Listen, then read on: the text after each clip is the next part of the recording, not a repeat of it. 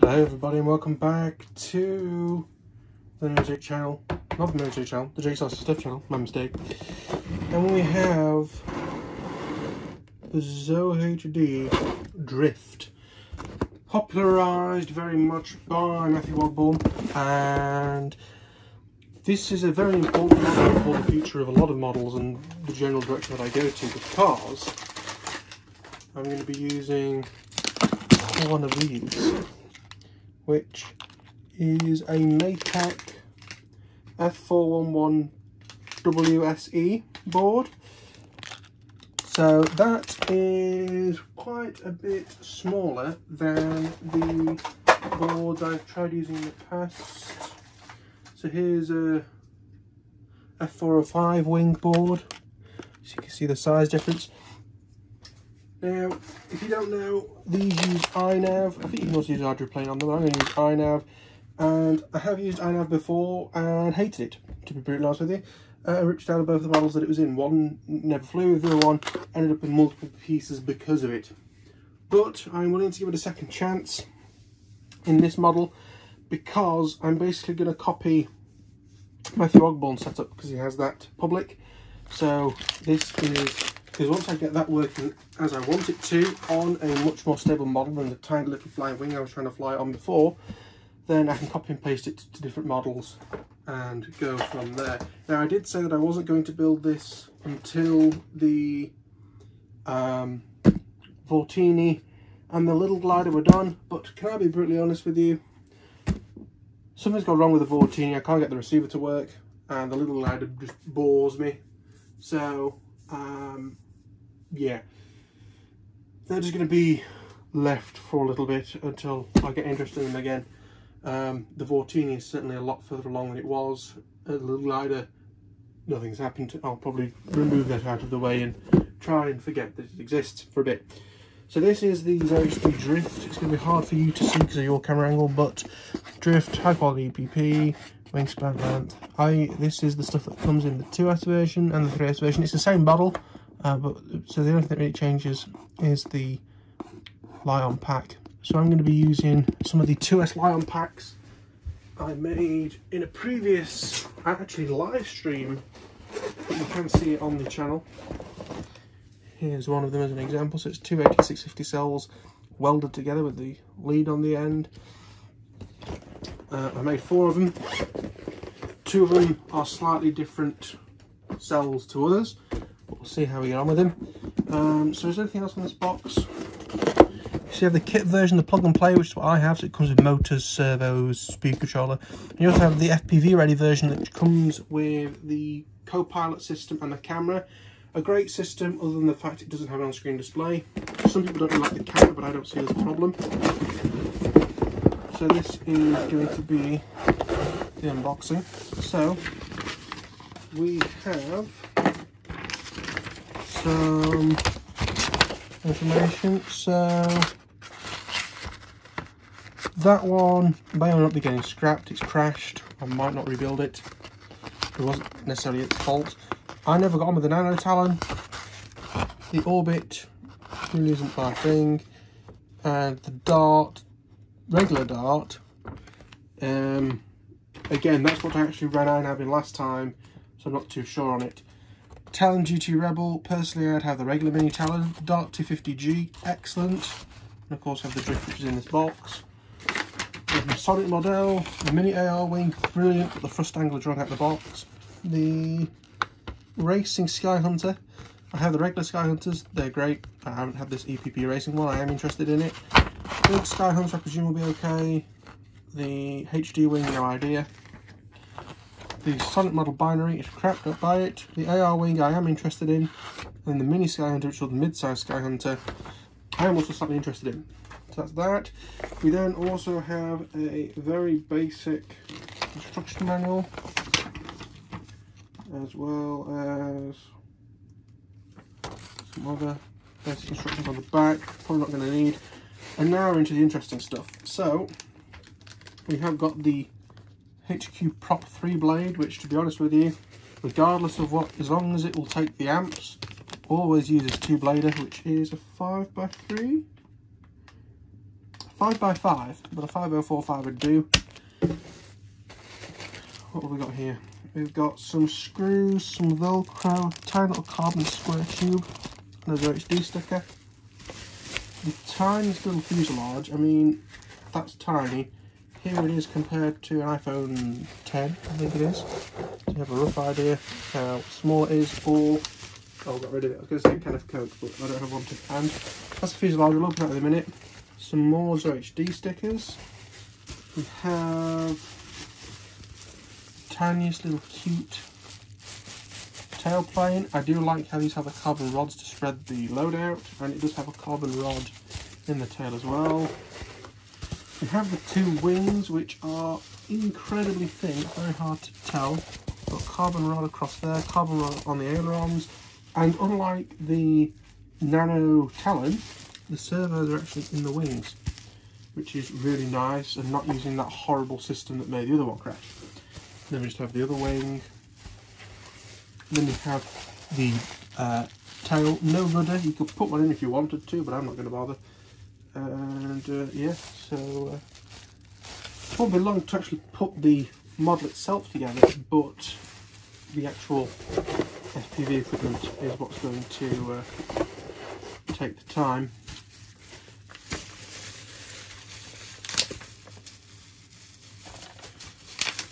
Let's open this up.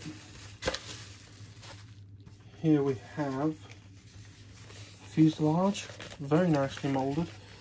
It has the sort of contacts,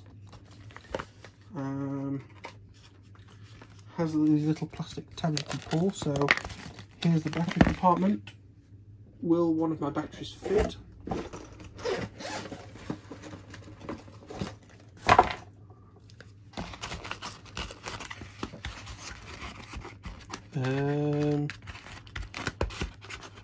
Oh dear.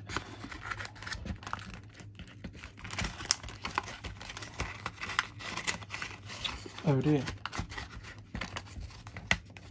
We'll make it fit. It's sort of in there, not completely. It does have a hole in the front for like one of those micro cameras. I've got one of the run cam ones here. I'm probably going to cut it out and make it fit a standard camera, because cameras are not important. You know, I know the ones that I like. The GPS is meant to go up there, but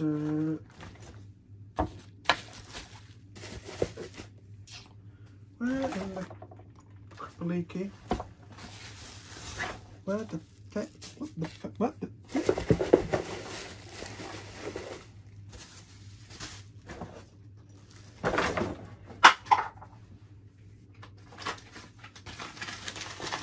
Let me see if the GPS that I bought will fit in that hole on top. Okay. Is there something I can help you with?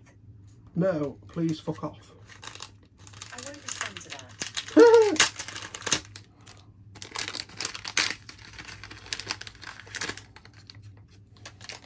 Right. It's a little bit bigger. It's a little bit bigger, but to be fair, it will fit on there, no problem. This is the BN880 running with it. It's a massive GPS, but if you're relying on that getting you home, it's what you can do with. So we have this canopy in the front. We also have this rear canopy where you can see a servo in the back there, and where we can mount a flight controller. I know it will fit somewhere in here.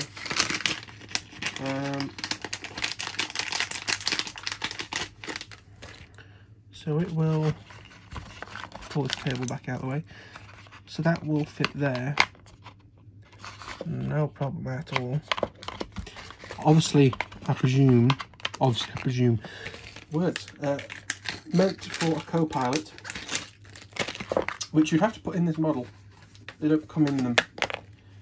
So then on here we have the standard 30 amps ZOHD speed controllers, which are fine. Double-sided tape to the edge, and the one servo for the tail. The tail sort of clips or screws on somehow. I'm not 100% sure how. This has the ailerons running on a Wiley, which I will actually need because I'm running a flight controller. You've also got the lead for the, well, the lead for the servo is there. I've pulled that out. Lead for the speed controller. Then here you've got the lead for the battery and another lead that would normally go into the co-pilot camera, but you can use to run other things directly off of the speed controller if you wanted to. The motor is a 1406 2600. It's the same that's on the Dart 250, so a bit weak on the Dart, even on a like, so I was using the 3-cell 3-blader.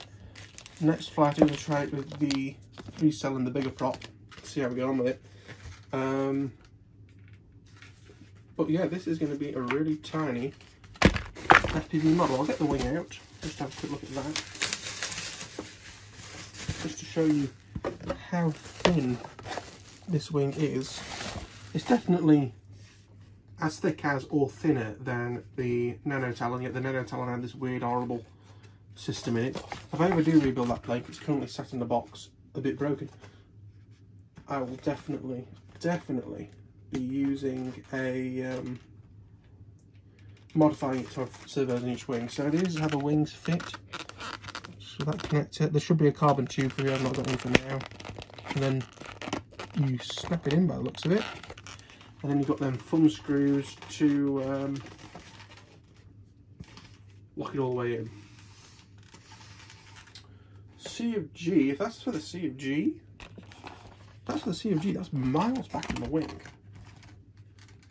I will double check that because that does seem miles further back than it should be.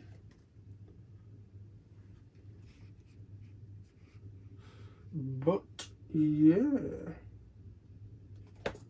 that is basically going to be it for the unboxing. I'm going to put it back in the box and we'll see how I feel the next time I need to get some work done in here.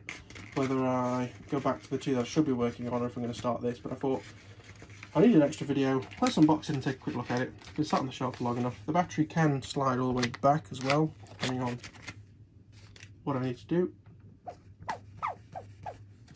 But yeah, it's a nice little model. It's smaller than I thought it would be, but it's just going to be a nice long-range floative out model. The other thing that's going to be kind of interesting, this is how much it's going to cost to put together. I'll do like a, I'll try and work that out, and then we can see whether, you know, if you lost this model, how much money we actually lose, because that's some of the problem with the bigger stuff. They're that expensive that you can't afford to lose them.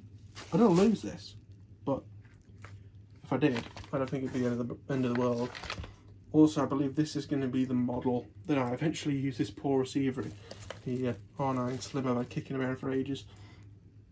We'll put this in it to make it properly long range, within line of sight, obviously.